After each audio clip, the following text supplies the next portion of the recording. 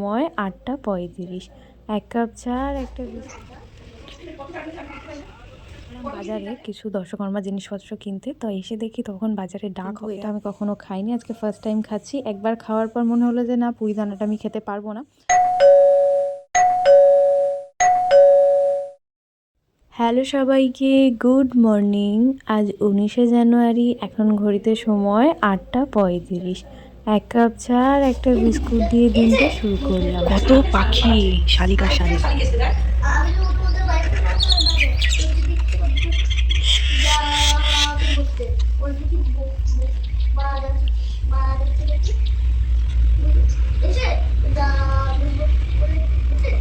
এখানে তো সবই শালিক মা।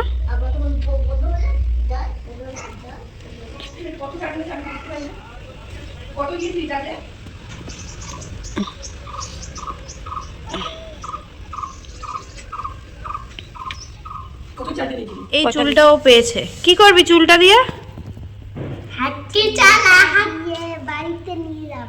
কেন বাড়িতে নিয়ে যাবি কেন?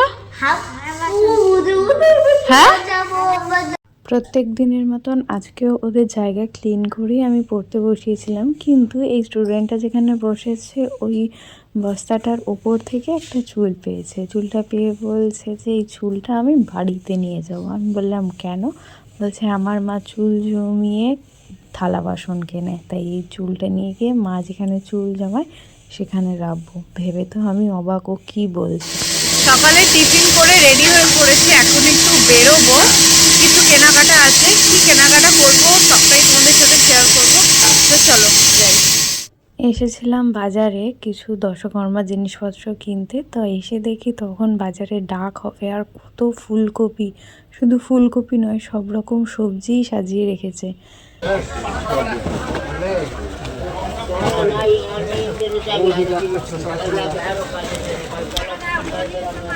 গোবিন্দ দা আজকে একটা খেতে দেবে কিন্তু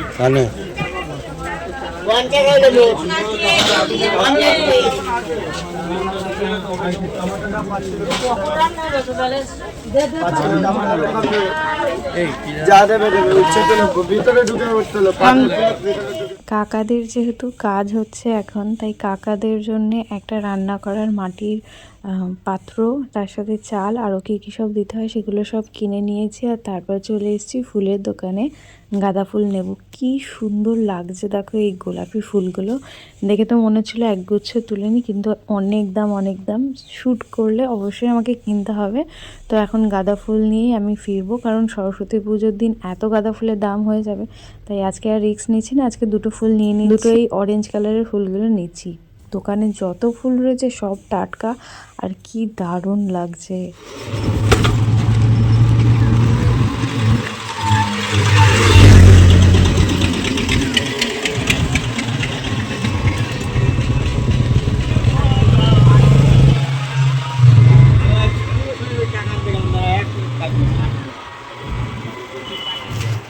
আজকে আমার বাজারে দরকার ছিল ফুলের মালা আনার, মায়ের কিছু উলের জিনিস আনার দরকার ছিল, মানে উল আনার দরকার ছিল। তার সাথে গেছিলাম কাকাদের জন্য যেগুলো আনতে, ওগুলো নিয়ে ফিরবো। কারণ এখন আমরা চিন্তায় আছি যে আমাদের পুজো হবে কি হবে না সেই নিয়ে। বাড়ি এসে স্নান সেরে পুজো দিয়ে বসে গেছি লাঞ্চের টেবিলে। আজকে লাঞ্চের মেনুতে আছে এখানে পুঁইদানা ভাজা করেছে, তার সাথে ছিল আলু আর পেঁয়াজ, কিন্তু এটা আমি কখনো খাইনি, আজকে ফার্স্ট টাইম খাচ্ছি। একবার খাওয়ার পর মনে হলো যে না, পুঁই দানাটা আমি খেতে পারবো না, তাই পুঁই দানাগুলো বেছে বেছে মাকে তুলে দিয়েছি। এখানে আলু আর পেঁয়াজ দিয়ে কিছুটা পরিমাণ ভাত মেখে সেটাকে খেয়ে নিচ্ছি। আর তার সাথে ছিল আর মাছ, গতকাল পাতায় আর মাছ করেছে, আর আজকে একদম কষা কষা করে ধনেপাতা দিয়ে করেছে। কি যে সুস্বাদু হয়েছে, আর মাছটা দারুণ টেস্টি ছিল। এখন সময় বিকেল 4:45। মা কিছু জামা কাপড় কেচে দিয়েছিল, সকালবেলা মেলে দিয়ে গেছি, সেটা তোমাদের সাথে শেয়ার করা হয়নি। দুটো বিছানা চাদর, এটা দুটো ঘরের ছিল, আর এই দুটো বিছানা চাদর ওই যে গতকাল যে জামা কাপড়গুলো আলমারিতে ভরলাম সেগুলোর, আর টুকিটাকি কিছু জামা কাপড় ছিল। তো এগুলো এখন তুলতে হবে, কারণ প্রায় সন্ধ্যা হয়ে গেছে, আর ওদেরকে পড়াতে বসিয়ে রেখে এসেছি, ওরা সব লেখা করছে। তো চলো ঝটপট আগে জামা কাপড়গুলো তুলে নিই। এই ব্লগটা তোমরা দেখতে পাবে 23 তারিখ, 23শে জানুয়ারি। সমস্যা হওয়ার কারণে ভিডিওগুলো টাইম মতন দিতে পারিনি। তো আজকে 19 তারিখ থেকে শুরু করে 19শে জানুয়ারি, 20 জানুয়ারি, 21 জানুয়ারি, শুক্রবার সরস্বতী পুজোর দিন আমার চ্যানেলে এই 4টে দিনের দেখতে পাবে। তোমরা কিছু সময়ের পার্থক্যে আমি ভিডিওগুলো আপলোড করে দেব। তোমরা সবাই কিন্তু ব্লগগুলো শেষ অবধি দেখো, দেখে জানিও তোমাদের কেমন লাগলো। বিছানা চাদরগুলো একবারে এখান থেকেই ভাঁজ করে নিচ্ছি, কারণ নিচে নিয়ে গিয়ে রেখে দিলে না অনেকটা দেরি হয়ে যায় ভাঁজ করতে, আর ইচ্ছে জাগে না। ভিডিওটা সবাই কোথা থেকে দেখছো অবশ্যই কমেন্টে জানিয়ে যাও, কারণ আমি প্রত্যেক ভিডিওয়ে বলে থাকি আমার খুব জানতে ইচ্ছা করে কোথাকার বন্ধুরা আমার এই ভিডিওটা দেখছে। এখানে কিন্তু মা বসে বসে ফোন দেখছিল, মানে মায়ের নিজের ভিডিওগুলো দেখছিল আর আমাকে দেখাচ্ছিল, দেখ এই ভিডিওর এরকম ভিউজ এসছে, এই ভিডিও এরকম ভিউজ এসছে। তো মায়ের ভিডিওয়ে মোটামুটি ভালোই ভিউজ আসে, আর একটু ভিউজ দরকার, তাহলেই কিন্তু আমার মায়ের চ্যানেলের মনিটাইজেশন অন হয়ে যাবে।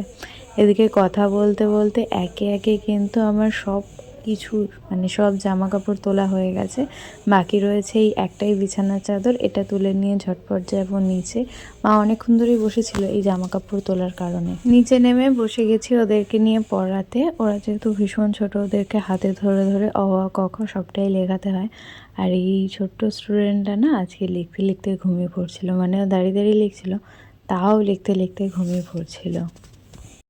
ওদেরকে পড়িয়ে ছাড়ার পর আজকে সন্ধ্যের টিফিনে একটা অন্যরকম খাবার খেলাম। সেটা হলো সেই বোন জন্মদিনে মানে মিডনাইট সেলিব্রেশনের জন্য যে কেকটা এনেছিলাম, ওটা ফ্রিজে রাখা ছিল, এত টেস্টি। তো ওটাকে আজকে বার করা হয়েছে, খাওয়া হবে বলে, কী যে দারুণ লাগছিল। তো চলো আজকে ব্লগটা এখানেই শেষ করি। সবার কেমন লাগলো জানিয়ে যাও, ভালো লাগলে লাইক শেয়ার সাবস্ক্রাইব নাও। নেক্সট ভিডিও খুব তাড়াতাড়ি দেখা হবে। ততক্ষণ সবাই ভালো থেকো, সুস্থ থেকো, আমার চ্যানেলের পাশে থেকো, সাথে থেকো। Thanks for watching.